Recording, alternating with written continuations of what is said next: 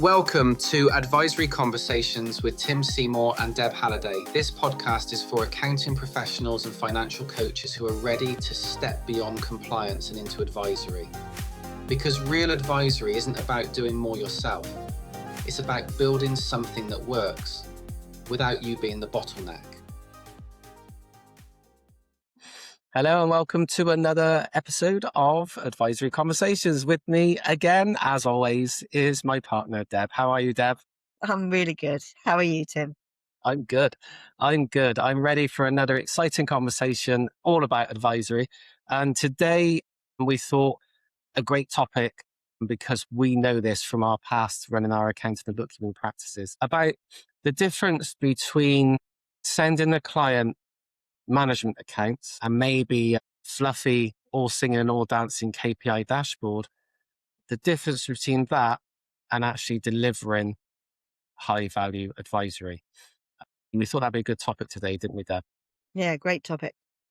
Yeah. So for me, I know from my past that I used to provide a monthly service to clients. And I used to think back in the early days that once I'd sent the set of management accounts over, my job was done.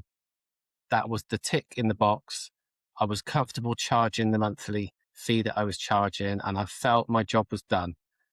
And in a way, producing the monthly management accounts it's almost similar to another compliance task, isn't it? If you look at it, it's a production. It's have I produced the monthly accounts? Yes, I have. Tick in the box. Wipe them off the jobs for the month. Move on to the next client. Here we go. That job's done. From the client's perspective, that's a massive load of pants, isn't it, as a service? Because I also know and I learned this obviously as I went through running the practice. I learned then by talking to clients, because what I used to do in the end was talk to all my clients and have meaningful conversations, and then eventually started to deliver advisory, as you know. But through the process of starting to talk to my clients, I started to realize that actually that wasn't helping them at all. You'd put a set of management accounts in front of them, and I could be sat opposite them. I used to have an office where people could come in and sit on the sofa. They could sit at a table and chairs, or they could sit on the sofa. I used to like sit on the sofa with the coffee table, because we could sit together and review figures together and have meaningful conversation with a cup of coffee. Sometimes a croissant there, not always. And I knew by putting something in front of them, I could see their eyes just glaze. And you're talking and talking and talking. They're not listening. They've gone. You've lost them because they've glazed over. So I found that the best way to deal with this situation was actually to, yes, produce the management accounts, but produce them for me. Because at the end of the day, I'm the accountant, I'm the one that can interpret that data and actually do something with it. So then I started looking at the patterns. And I started thinking, okay, something's changed here. These profit margins are changing. Why are they going down? What's happened here? Cost of sales seems to be increasing and sales seems to be staying the same. So what's happening? What's causing this? And so then I would start to investigate that. Then when the client was with me, I could ask him, so cost of sales, who's supplying all of this, all of these materials that you're needing for your building work? Let's just say, why are these costs increasing, but your sales are staying the same? And then it would come to light that the costs had increased. They'd had to change supplier, or something had happened that caused the cost of concrete to increase, but the pricing has stayed the same. And you kind of think, well, they wouldn't know that from looking at the management accounts. But when you start to talk to them, yes, they are aware that the costs have increased, but they don't really understand how that affects their business. And actually it means they need to either consider a different supplier, or they need to consider increasing their prices. And so the next contract they quote for, they need to take into account the actual increased costs as opposed to costs they probably had in mind before. But by sending a set of management accounts, you can't articulate that information across to them. And in fact, it's impossible. There's going to be the very rare business owner that will understand the finances better and to be able to get a take on that. The majority will not. And so for me, management accounts, even a fluffy KPI dashboard, don't really benefit the client. They make us feel good that we're producing a lovely report and everything balances and the KPIs look great. There's some nice graphs on there, because everyone likes a graph. How many people outside of the finance world understand graphs? Most people have done graphs in maths at school. How many years ago, to understand what they're looking at. And we think because it's visual, it's going to be easy, but that doesn't necessarily help either. Not all the time, unless you're going to help them understand it and interpret the data that you're putting in front of them. It's meaningless. So for me, having your client come in, sitting next to them in person for me is always the best, and it always was the best. But of course, now over Zoom is just as good because we can have those conversations. You can look them in the eye, and you can see whether they're taking on board the information you're giving them and whether they're understanding the guidance that you're suggesting they may take to move forward after the end of the session. Does that kind of all make sense to you, Deb, how I've said that? Yeah, completely. And it takes me back actually, because you're right. I mean, management accounts is really a nice upsell, isn't it, for accountants and bookkeepers? And it was kind of like the top tier, wasn't it? It was always included in the top packages, the management accounts, because it's relatively easy for us to do on software to check. We used to do 3 levels. So we used to do the base, the lower level was just receive the report on a monthly basis. Then we used to receive a report and a Loom video with a short explanation of what they're looking at. And then we used to do the half an hour meeting to go through it in person. So if they've got any questions, they can ask questions. But that quickly evolved because I could see that they were just glazing over or they hadn't been opened. And I thought, well, either you're in danger of losing that upsell, which nobody wants to do. Nobody wants to reduce their prices and stop a service. But the bigger question is, why are they not opening these reports, or why they're not using the information? So in conversations, we just realised they were glazing over. Yeah. Right. Sometimes the client, you put a spreadsheet in front of them and they glaze over. Sometimes a client will say, "Oh, you'll be really proud of me. Look at this spreadsheet I've created." And they've spent all their time creating a spreadsheet. When we actually think, well, yeah, you could have looked at that up on a report, on Zero or whatever. But they're super proud of themselves for doing the spreadsheet. So you let them get on with it because they obviously like spreadsheets. But that's, I'd say, as in the minority of business owners. So we transitioned our service offering to include kind of education about the management reports. So we still based it on the management reports because that's where the data is. That's where it shows us, doesn't it, where the patterns are, and we can look at the insights and then give suggestions. But there's a big difference from thinking like that about management reports to just giving the management reports and reporting the numbers. That is the difference to me between reporting and advising. It's that looking at the insights and then giving the suggestions of how they can bring up to best practice and use the numbers to help the business move forward or become more successful. So it really resonated with me. So do you want me to tell you how we transitioned it, Tim? Yes, please. That was going to be my question, so you might as well go ahead.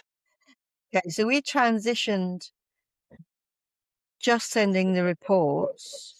When we were upselling the management accounting service, I looked at all the features that were on, and we were using Fathom at the time, and I looked at all the features, and there were 12.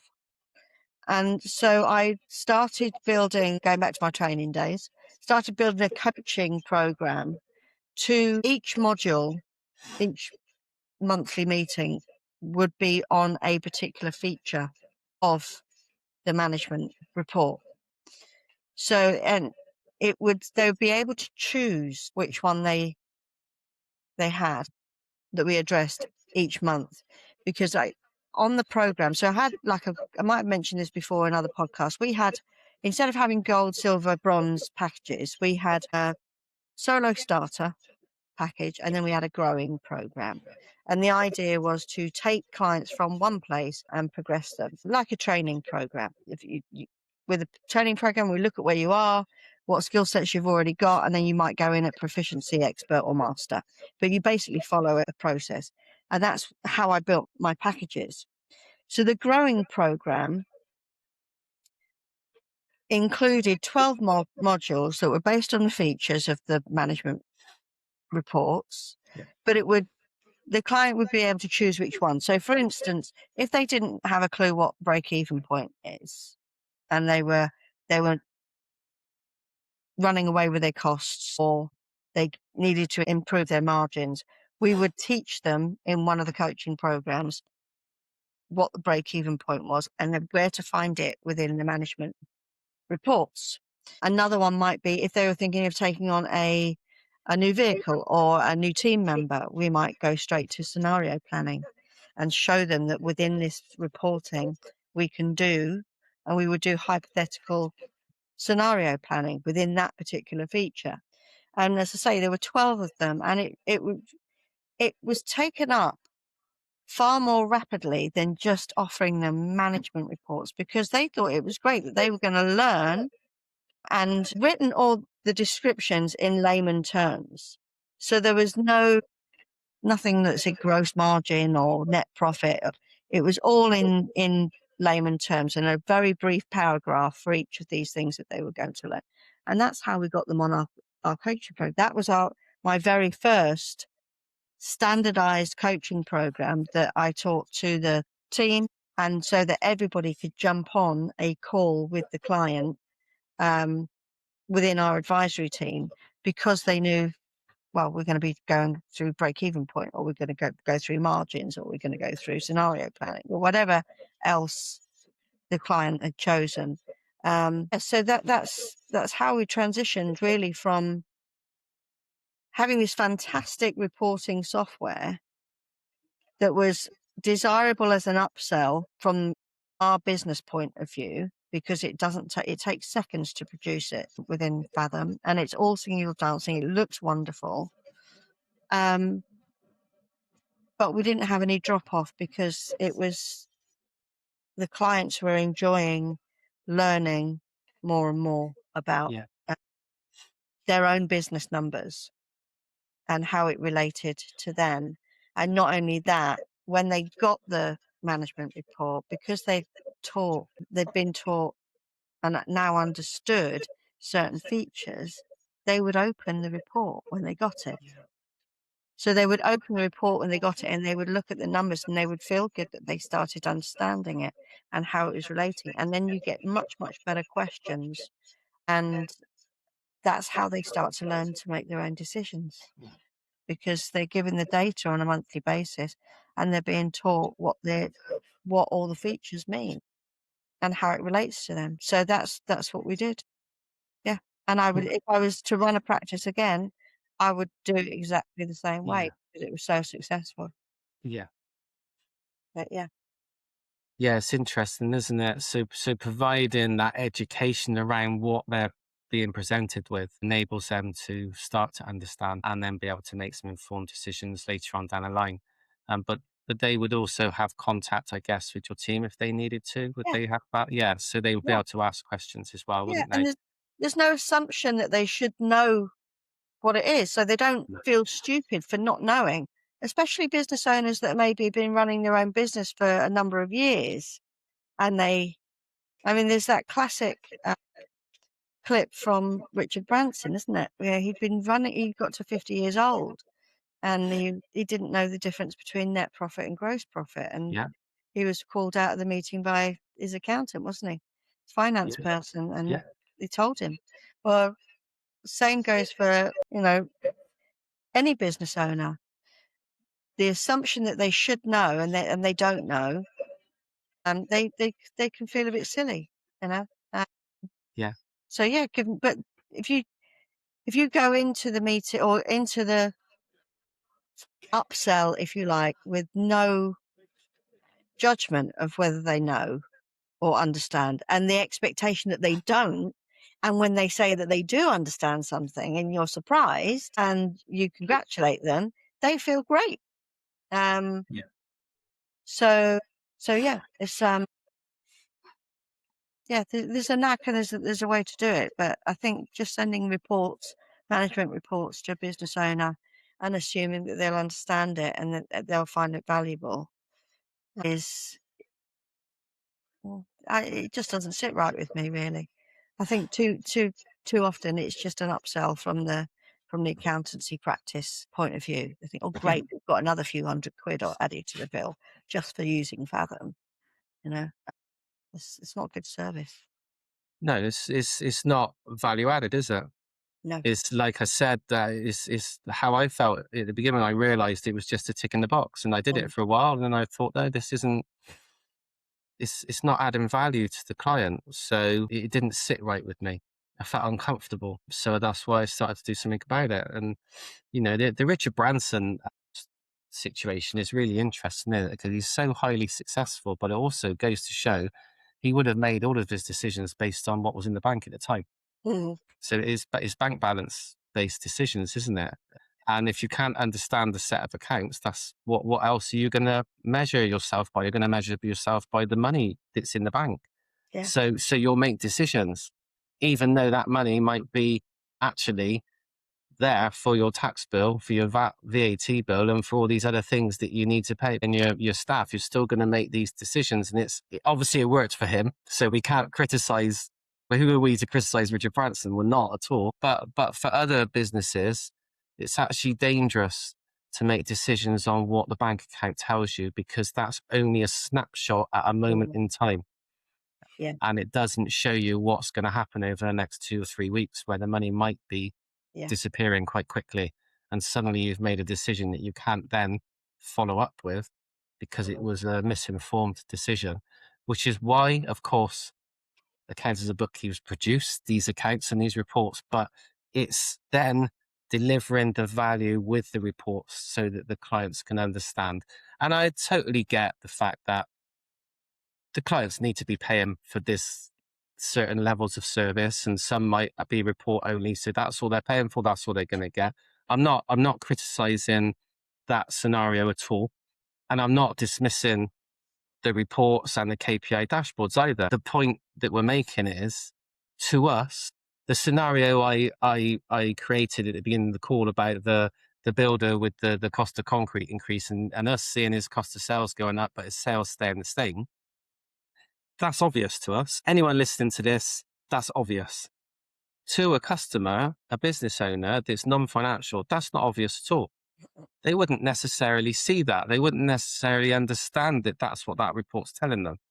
And so it's so important for us to be able to provide meaningful information from the reports that we produce. And I think that's the clever bit. That's the bit that sits in between that you created, Deb, with your Loom videos, with your education, going out to them so they can learn how to interpret the data, how they interpret what they're seeing. And then obviously when you're then working, when you've gone through that level, and then some of the clients then want to work with you closer and they've moved up to the next level, they're paying more money, you're having strategy sessions with them, obviously you take it to a whole new level. But it's just an interesting concept. I know we've talked about management reporting before, management accounts, and we've kind of said similar things in the past, but it's very relevant because I still hear people talking about this great report that you can produce, and doesn't it look wonderful, and look at all these graphs and stuff. And I sit back and I think, is that helping the client?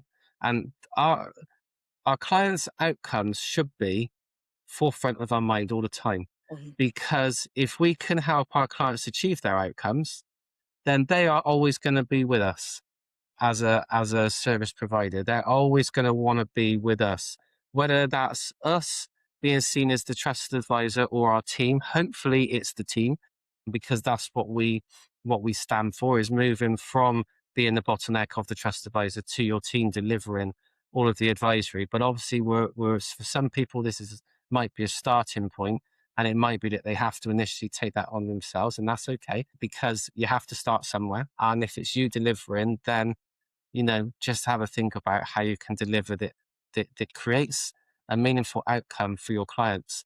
Then they're going to want to be with your firm forever. And that then is creating a long-term sustainable business. And, if you then calculate the amount of money they've paid you over a period of time, suddenly it's a lot more of a lucrative customer than what you think as well. There's another angle to look at: the long-term clients, the amount of money they've paid you over a long time, that deserves something back in return. And that return on investment to them surely has to be starting to achieve the outcomes of why they set up business in the first place. So that's how I feel about it. I am a bit passionate about it, actually. It kind of comes out when they say it like that, because I saw the light myself. Fortunately for myself, I saw the light. I found a different way of doing things, and I was able to help my clients move forward. And then I sold my accounting practice, and then I helped some more business owners move forward before, as you know, helping accounting and bookkeeping practice owners move forward with their businesses as well, because at the end of the day, they are still business owners as well as being accountants and bookkeepers. So I do feel passionate about it, about how we look at the numbers in our business, how we look at numbers in our clients' business, and how we can help them make sense of it. And as you did, Deb, and I know you were very good at this when, with the accounts ladies in your team, training your clients up so that they could make their own informed decisions on their numbers. Because at the end of the day, that's the ultimate objective, isn't it? Yeah. Yeah, that's got to be the objective.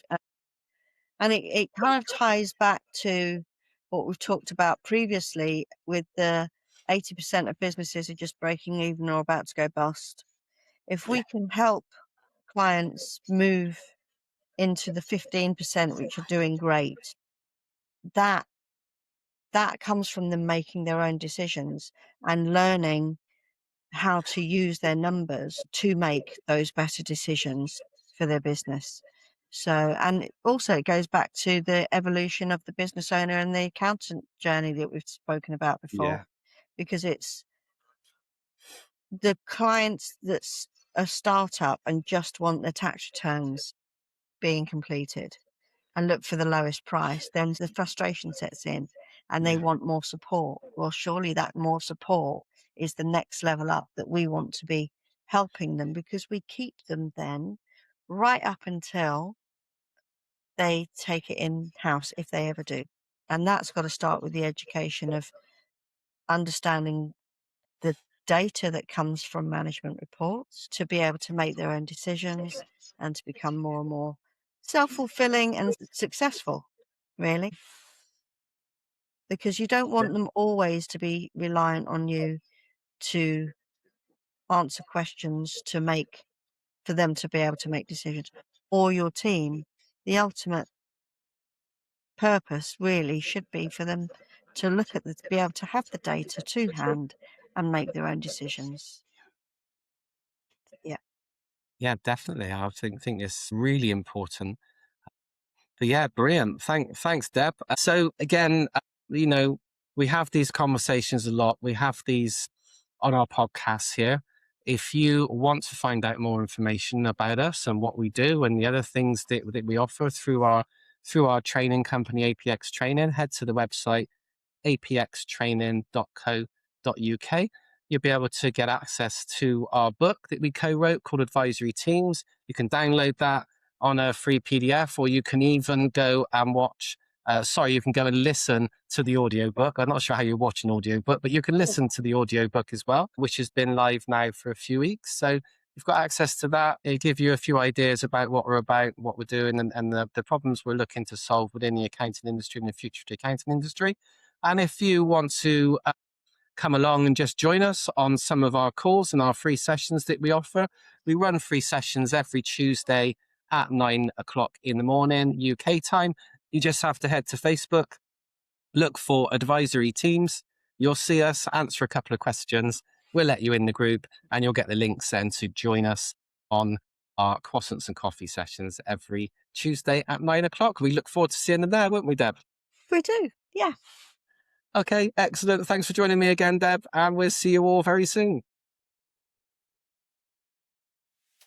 Thanks for listening to Advisory Conversations with Tim Seymour and Deb Halliday. If you found this useful, make sure you're subscribed so you don't miss the next episode. We'll see you next time.